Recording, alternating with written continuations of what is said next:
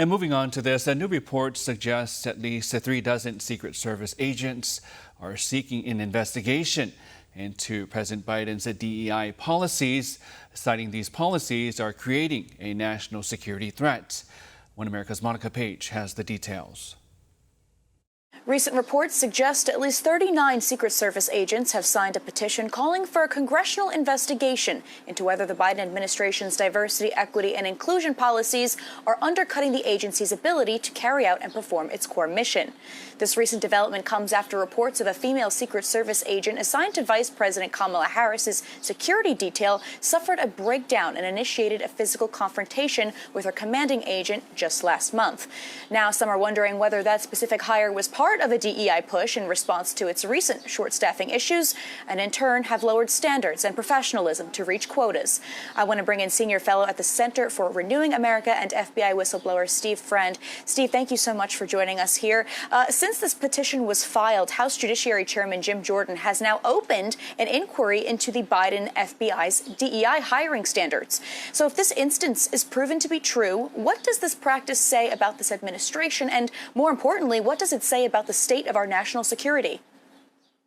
There's no question that our national security is being put at risk by this pushing forward of the DEI that we're seeing around not just the Secret Service, but federal law enforcement in general. I can tell you that the FBI's core values were adjusted in 2020. And at that point, they made diversity higher up on the level of core values than rigorous obedience to the Constitution. So it's just seeing this incident happen with the Secret Service on the vice president's protective detail. This is a harbinger for what can actually go wrong. And I'm thankful that nothing got beyond that. But this is one person who's a heartbeat away from the presidency, and her safety could have been at risk. Right. This is just one instance. This is just one person that we know of. And Steve, I want to pivot to this as well. The FBI's retaliation against whistleblowers is seemingly now this ongoing issue, suspending their security clearances for more than a year, despite top bureau officials denying this happening. So, Steve, what are the risks associated with suspending whistleblower security clearances? This has been known to me and to the other suspended whistleblowers. This is the hack that the FBI has used to circumvent whistleblower protection.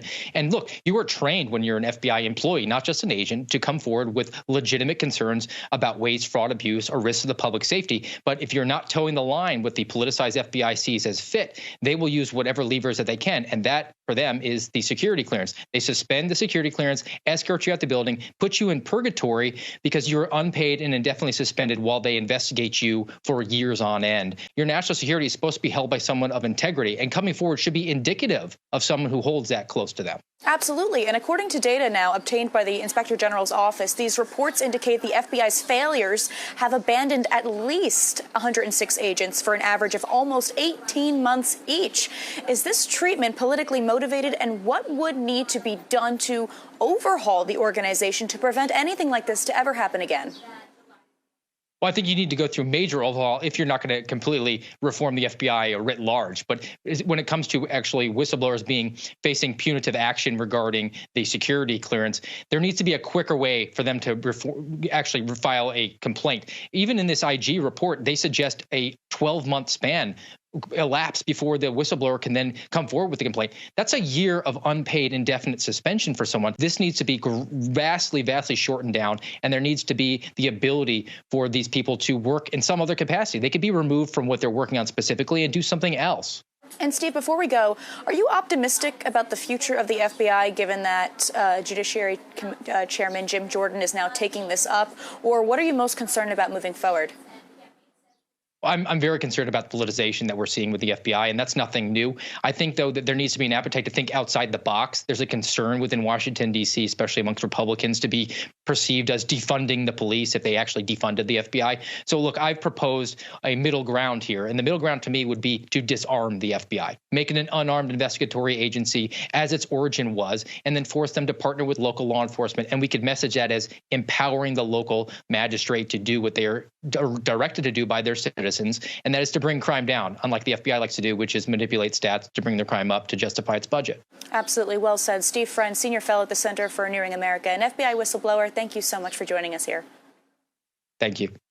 For all our viewers asking where One America News is heading in the future, we would like to introduce you to OAN Live. OAN Live is the best way to stay up to date on all of the hard-hitting, straight-shooting, national and international headlines. And the best part is, OAN Live is only $4.99 per month. All the credible, honest, unbiased reporting One America News offers at a fraction of the cost of cable. Just go to OANN.com to easily sign up for OAN Live and stay informed.